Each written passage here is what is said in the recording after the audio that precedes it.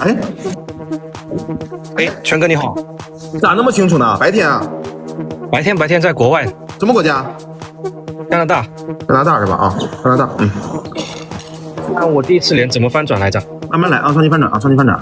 我有一些就是我老人家留给我的东西，然后他特地拿过来加拿大了，因为他说留在国外好一点，我也不知道为什么，反正但我也不知道真假，我看了一下还可以，因为他们说老人家嘛，我也不那个，反正我找到了，看过来，这东西还有什么？有挺多的，我跟你讲。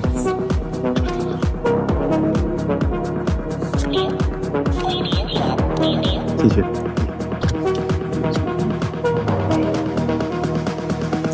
看过来，继续。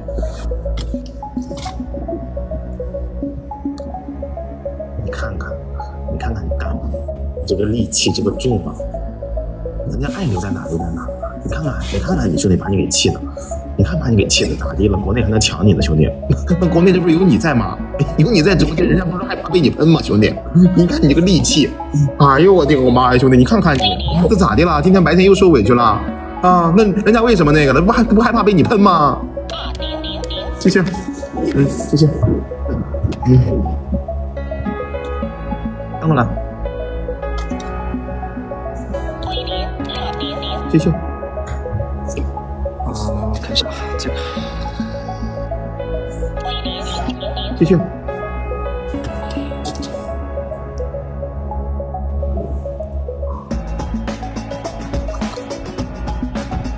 评价挺好。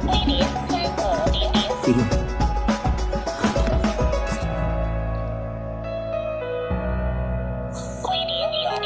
继续。没用啊。留的还挺多嘛。差不多没了，就还有几个。没有一个好的吗？有一个好的，我觉得好。翻过来。他们说好。最后一个是吧？最后一个还有一些铜板，但这个应该是最好的。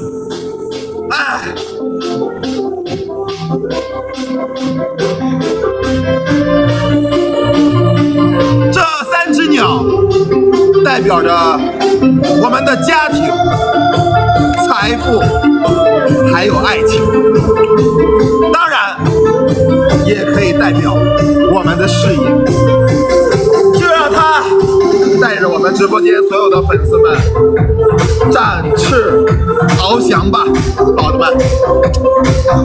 应该没问题吧？这个，因为他们说是老人家留的，我也说不清，我不懂。很好啊，很好。这个现在这批枪的话，左右吧，好吧，真好。